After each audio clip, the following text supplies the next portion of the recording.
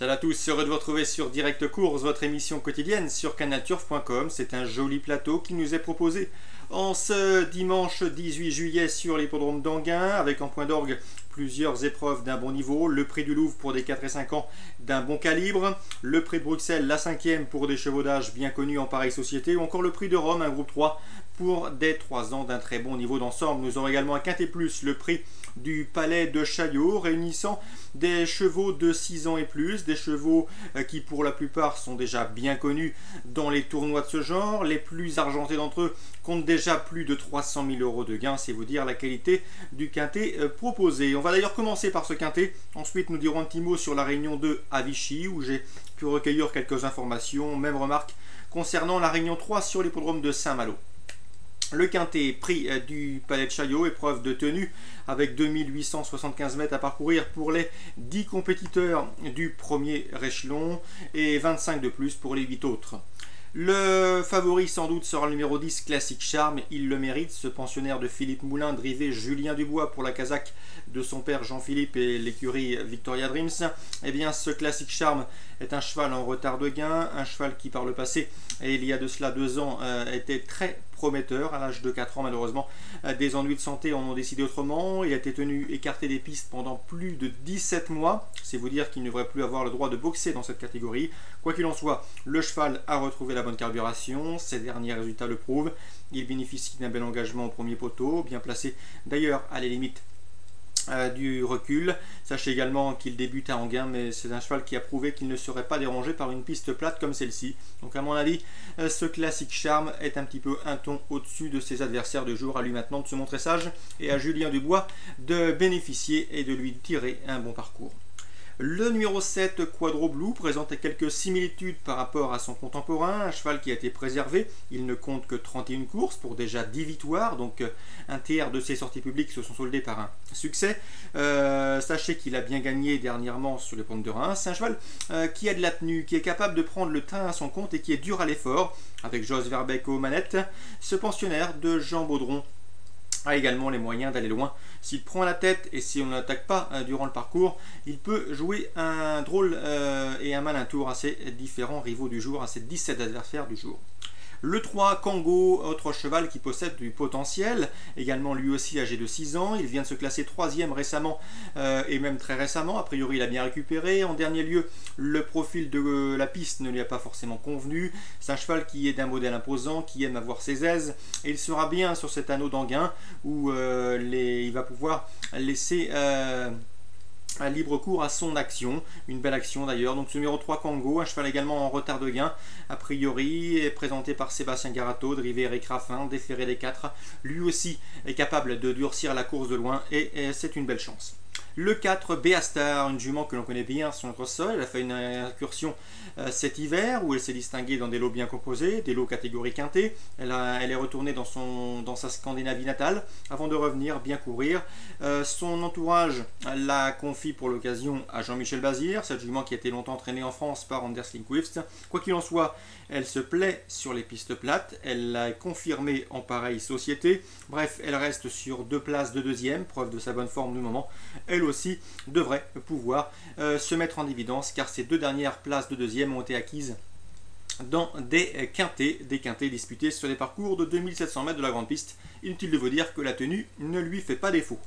Ensuite, derrière ces 4 concurrents qui, à mon avis, au premier échelon disposent d'une première chance, on citera le 14, Printemps de Gaïa. Également un bon cheval, un cheval qui est parfois un petit peu lent dans sa mise en jambe, mais ensuite il est capable d'un très bon dernier kilomètre et il sait finir ses courses. La longue ligne droite d'Anguin va favoriser ses intérêts, à condition bien évidemment que l'allure soit sélective.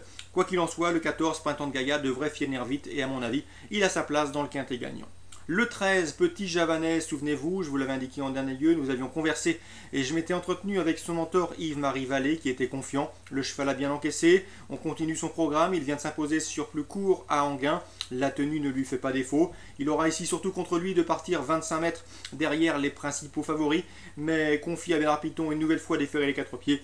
Lui aussi devrait pouvoir profiter de sa forme actuelle pour jouer un premier rôle. Et je me méfierais pour une cote d'outsider du numéro 1, Loting Stock. drivé JP Jewel, que l'on a déjà vu en France avec un certain Inzaghi, c'était il y a de ça plus d'un an d'ailleurs. Donc en tout cas, ce numéro 1, Loting Stock, possède des références. Il était déjà venu à Vincennes et il avait bien couru, battant notamment Beastar qu'il retrouve ici. Donc c'est un cheval qu'il ne faut pas sous-estimer. C'est vrai que c'est le moins riche du lot, mais vous le savez, les allocations en Scandinavie ne sont pas les mêmes que dans l'Hexagone. Et dans ces conditions, c'est un cheval qui pourrait vite gonfler son compte en banque dans des courses européennes d'un tel niveau. Donc on se résume pour ce quintet. J'ai accordé ma préférence aux concurrents du premier échelon, qui à mon avis disposent d'une bonne chance, notamment les 6 ans. Le 10, Classic Charm, le 7, Quadro Blue, le numéro 3, Congo, ou encore le 4, Beastar, sachant que le 3, Congo, n'est pas à l'abri d'une cartade. Il faut le savoir si vous aimez jouer en champ réduit. Ensuite, pour les places, le 14, Printemps de Gaïa, qui va finir vite, le 13, Petit Javanais, qui est en forme, ou encore le 1, à mon avis, Bel Outsider. Je vous le disais, dans le prix du Louvre, nous aurons des 4 et 5 ans de qualité, à commencer par Réal de Loup qui a une ligne de succès, c'est le 310. Il sera confronté au 312 Rodrigo Jet, l'un des bons espoirs de la maison Jean-Étienne Dubois, ou encore le 309 Cinco du Vivier, également très estimé par les frères Martens. Le prix de Bruxelles, une épreuve disputée sur un parcours de vitesse, verra les deux des principaux favoris, à savoir le 511 Caro ou le 508 Opium, négocier avec un numéro peu enviable en deuxième ligne, derrière, en tout cas peu enviable derrière la voiture.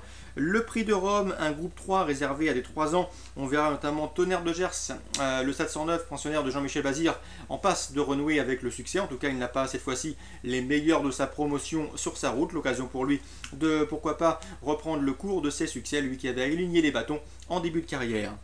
Réunion 2, Vichy désormais. Sachez que j'ai pu m'entretenir avec Loïc Morceau. Il présente le 401 Taoiri, un cheval qui a débuté victorieusement, justement sur le parcours qui nous intéresse, celui de Vichy. Attention à lui, cette fois-ci confié à Franck Blondel. Une confirmation est attendue. C'est vrai qu'il y a des inédits qu'on ne connaît pas au départ de cette course, mais selon les propos de Loïc Morceau, ce cheval devrait pouvoir confirmer. Il est engagé dans la belle course à Vichy, la belle course des AQPS courant août. Dans cette épreuve, on se méfie également du 3, Terreur, présenté par Jean-Yves Artu, auteur de début honorable, une 3e place tout à fait encourageante qu'il devrait pouvoir confirmer. 401 Taoiri, à mon avis, c'est le bon investissement pour cette réunion 2 à Vichy.